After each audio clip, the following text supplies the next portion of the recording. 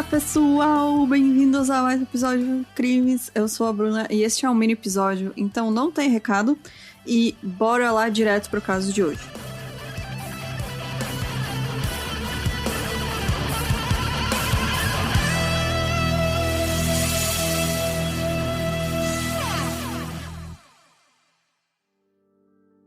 Aguitsarge Estibales Carranza Zabala, este nominho muito estranho pra gente, ela sempre foi muito inteligente e teve uma boa infância, né? Ela se mudou do país natal dela, o México, pra Espanha, quando ela ainda era criança, então ela se formou com louvor na escola.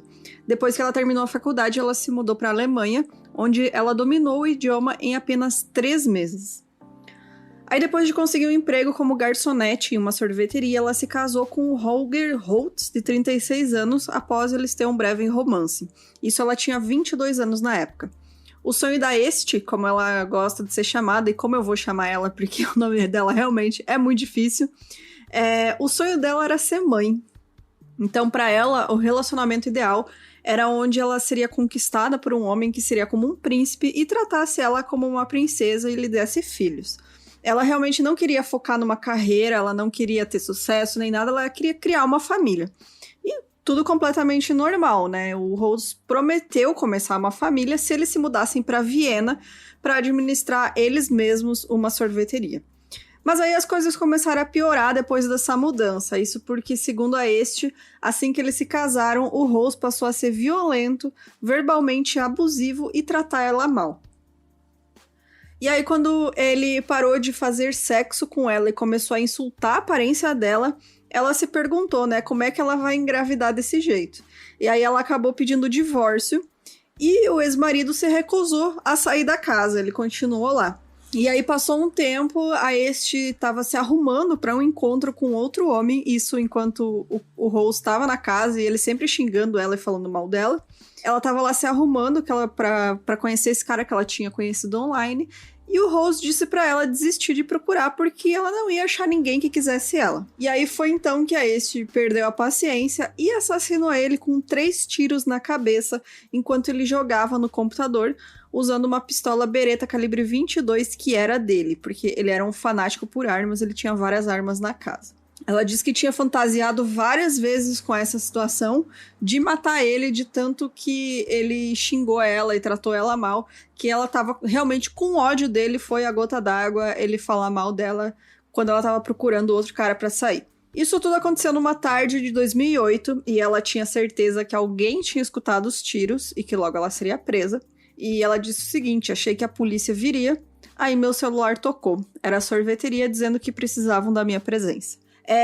Ela acabou saindo mais tarde, né? Passou a noite com esse outro homem que ela conheceu. E ela voltou para casa na manhã seguinte para encontrar o corpo, né? Coberto de sangue coagulado. Para se livrar desse corpo, ela tentou queimar ele, jogando licor por cima e ateando fogo. Ela realmente achou que ia conseguir queimar o cara dentro de casa. E, obviamente, não deu certo. O licor logo queimou tudo, né? E o corpo permaneceu intacto, mas fez muita fumaça.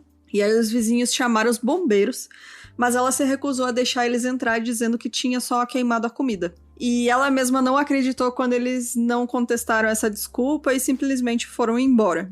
Então ela finalmente decidiu recorrer a uma serra elétrica, que ela teve que comprar numa loja de ferragens, e o cara teve que ensinar ela a usar, porque ela disse que ia operar a serra sozinha, e aí ganhou uma mini aula lá de como fazer isso. E depois de desmembrar o corpo, então, ela colocou as partes em freezers no porão da sorveteria, que não era muito utilizado, era uma área meio abandonada, assim, que nunca foi bem construída, né?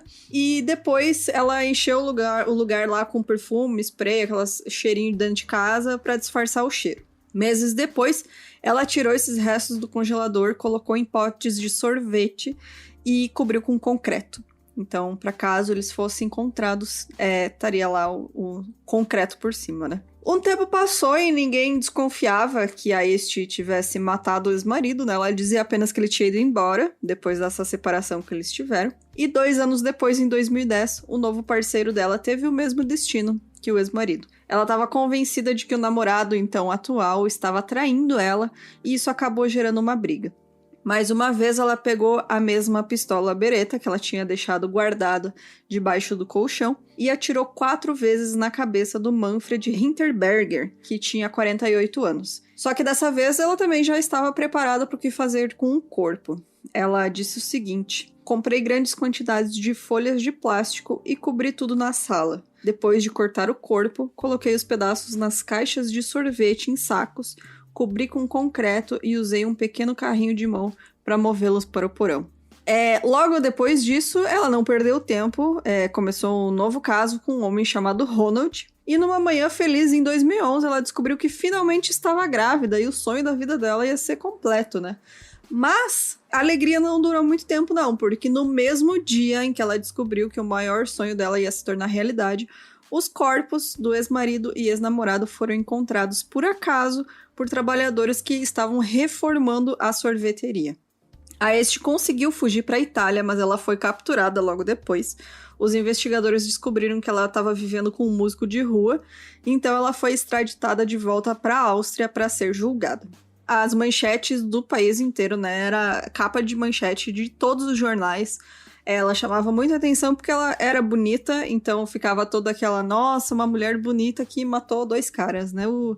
Quem diria que isso pode acontecer? E aí ela era chamada de assassina da carinha de anjo, assassina de gelo, assassina do sorvete, então ela é conhecida por vários nomes, né? E aí ela confessou os 2 assassinatos, né? Foi julgada.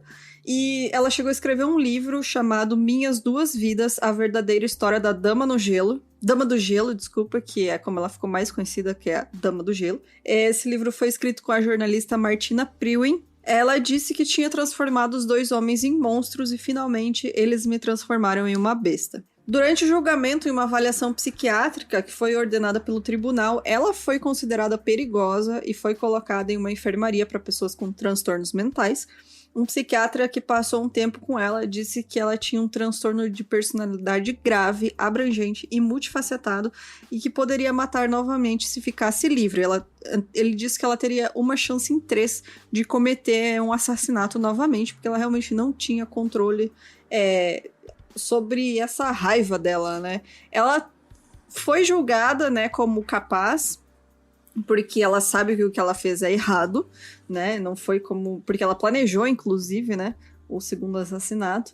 Então não é como se ela não tivesse controle das ações dela. Ela tem, né? Só que ela realmente pode se deixar levar por essa raiva que ela tinha.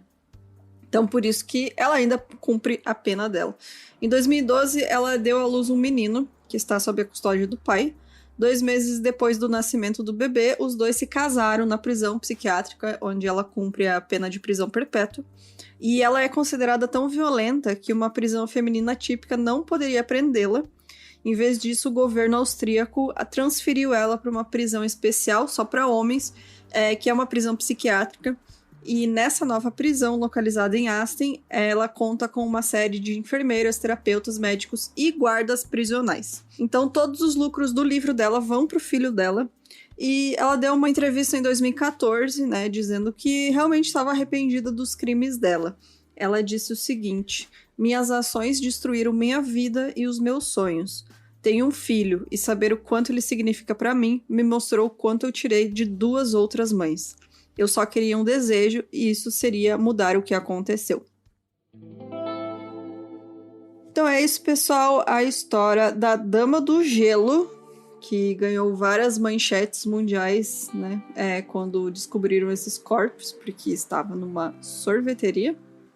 E se você tiver, então, sugestão de caso, manda pra gente no e-mail milcrimes@gmail.com. Entra lá no site, apoia o Mil em Crimes, pra gente continuar trazendo vários conteúdos bacanas pra vocês. E é isso. Até semana que vem. Tchau, tchau.